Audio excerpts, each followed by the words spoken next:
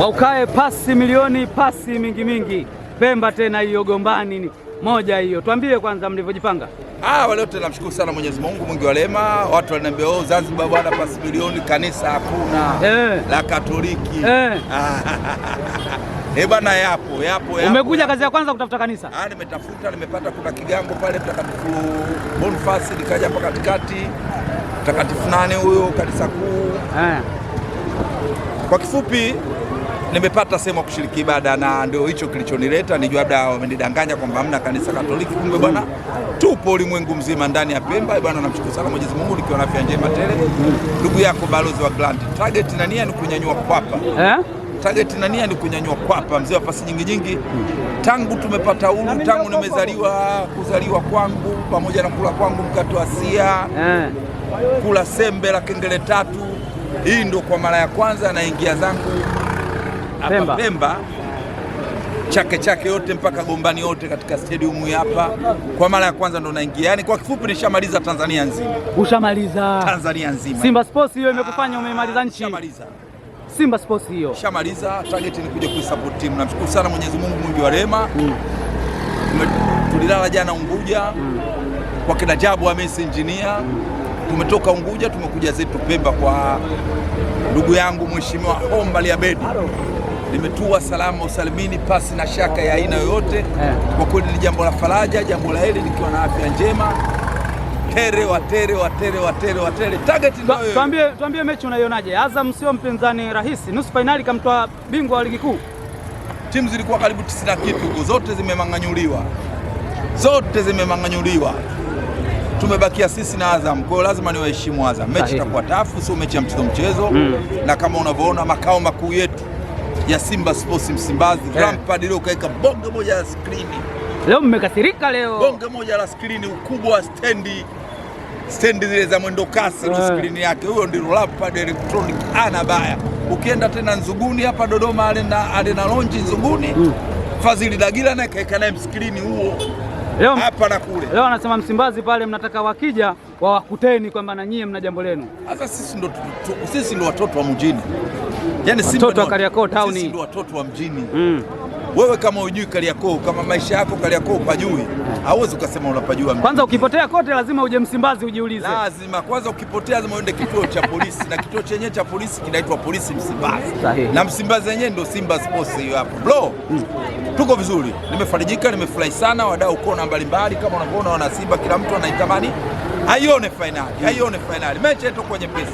Azam narudia tena kuambia nawaheshimu, lakini target si ni kunyanyua kwako.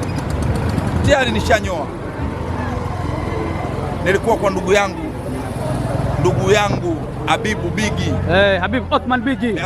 Rais wa nafaka. Jana kafungua tena jesmati nyingine pale Kijichi.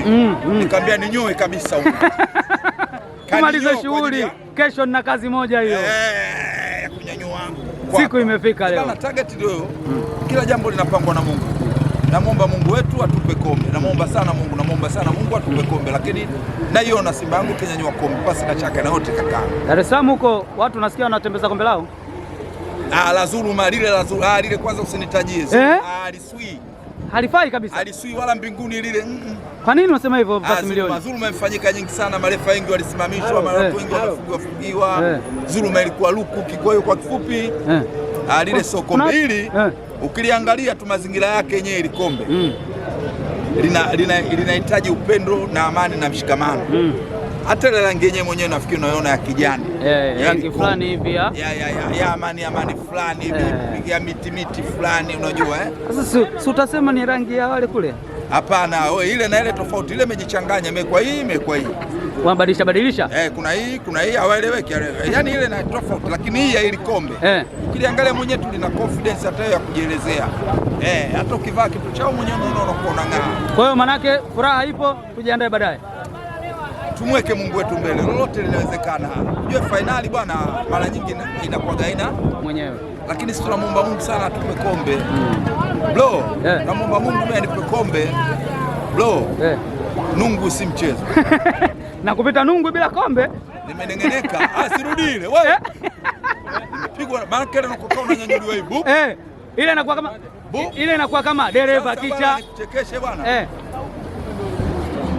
Mandala kajifanya mjanja, watu dakaja siku na nene. Niliona ile anajifanya anatamba. Sasa alivyomaliza kuongea akatoa change. Ungemrekodi.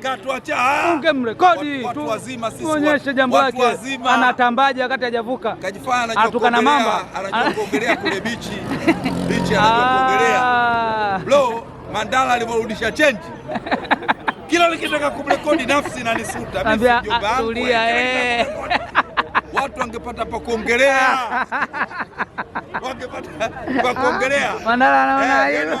Wenyewe wanasema Mandala kaudisha change. Wangerudia wakati anapotamba, afu wangeka na ile few moment later. Bana poa bana, tukutane baadaye bana. Mpaka ajenge vibanda na ukibeba chizi lazima uchafuke. Sawa.